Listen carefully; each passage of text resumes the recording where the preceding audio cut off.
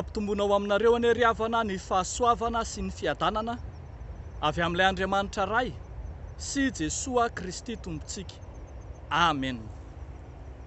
Miezaha mitady finoana. Miezaha mitady finoana.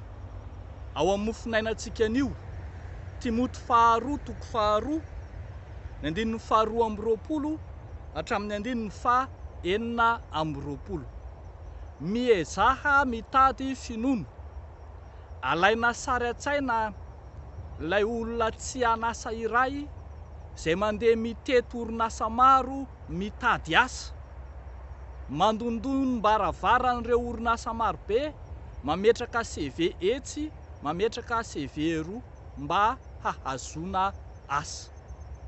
Mikely aina fatratra ary manao izay hahazahoana izany fahamendrehana izany, hahazahoana ny asa. Tahaka izany koa no ampianarin'ny apôstôly Paoly an'i Timoty, zanany amin'ny finoana, mba hanao izay hahazahoana izany finoana izany, manao ny ezaka rehetra hahazoana ny finoana. Ary amin'ny marina ary dia ambara mihitsy fa toy ny zavatra katsaina ny finoana. Mila hikirizana, hikelezana aina mba hahazoana izany finoana izany. Ampilaharin'ny apôstôly Paoly amin'ny fahamarinana, fitiavana, fihavanana ny finoana eto, ka mifanindran-dalana amin'izany ny fomba hitadiavana azy. Izany hoe atao amin'ny fomba rehetra izay azo atao mba hahazahoana izany finoana kristianina izany.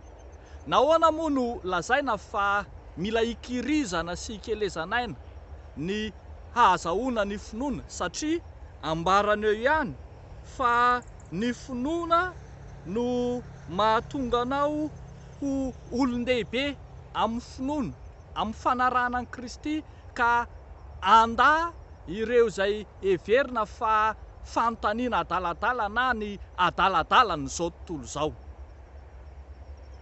Mila manana finoana mba hahatonga anao hiavaka, tahaka an'ilay resahantsika teo. Rehefa mitady asa ianao dia mametraka lettre de motivation, dia tsy maintsy ny kalitaonao no apetraka ao mba hahazahoanao ilay asa.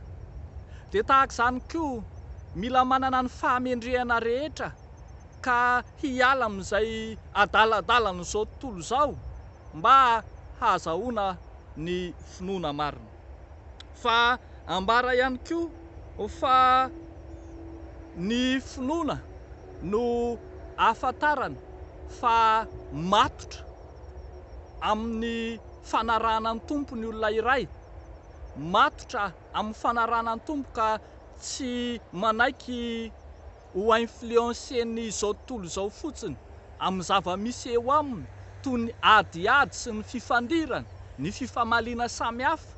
Ny olona izay nikatsaka ny finoana marina dia mahazona tsara ny finoany ka tsy mora andairan'ny tsao na andairan'ny resaka na andairan'ny fampianarana samihafa aza.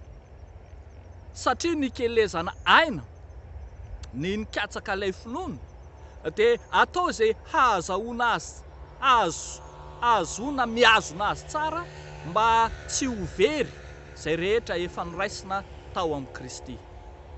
Rehavako malala ao amin'ny tompo,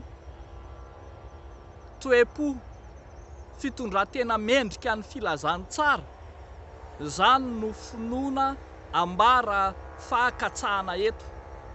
Ny mpino kristianina izany dia tsy mpino kristianina ara-panahy fotsiny, fa mpino kristianina manana fahamendrehana izay hifandraisany amin'ny manodidina sy ny mpiara-belona aminy, na hifandraisany amin'ny hafa ihany koa.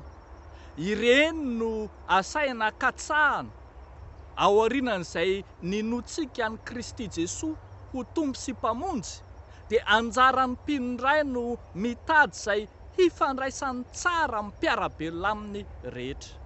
Izay no mahatonga amin'ny Paoly apôstôly miteny manao hoe miezaha mitady finoana, tahaka ny hoe miezaha mitady fitiavana, miezaha mitady fihavanana, mieza mitady fahamarinana. Ny fifandraisany mino amin'ny mpiarabelona, amin'ny samy mino, zany no zava-dehibe. Raha tsorina zany dia izao, takiana amin'ny mino ny vokatry ny finoana mba ho finoana afaka miara-maina aman'olona, ho finoana manana fiarahamonina tsara rindra, tsy ireny sokajin'olona tsy azo iaraha-monina ireny, ny olona manana finoana. Anjarantsika ary ry havako no maneho fampanompo marin'i Kristy amin'ny atao, amin'ny fihetsika, amin'ny fiarahamonina, amin'izay rehetra manodidina atsika. Dia mampahery antsika amin'ny anaran'i Kristy fa efa nahazo ny finoana tsara tao amin'ny Tompo isika, dia hiazona mandrakariva koa izay efa nomen'ny Tompo atsika. Ho an'Andriamanitra irery ihany ny voninahitra. Amen. Hivavaka isika ry havako.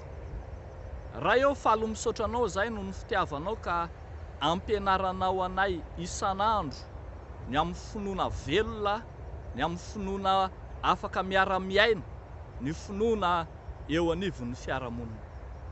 Katsahana sy tedavina izany mba ahatonga anay ho mpino mahay miara-miaina tokoa, ary vonona izay Tompo tsy hanala barakanao Andriamanitra, tsy hanala barakan'i Kristy izay inonay na amin'ny fiteninay na amin'ny ataonay. Ampaherezo mandrakariva ary Tompo ireo mpiarahamonina manana olana, ireo manana disadisa, ireo izay tapaka fihavanana, ireo izay nialan'ny fitiavana. Ianao Andriamanitra anie, hamangy azy ireny, amerina amin'ny laoniny ny finoana ao anatiny sy ny faharesen-dahatra anao Jesosy ilay efa tonga ka nity izao tontolo izao. Amin'ny anaranao nanaovanay izany vavaka izany. Amen.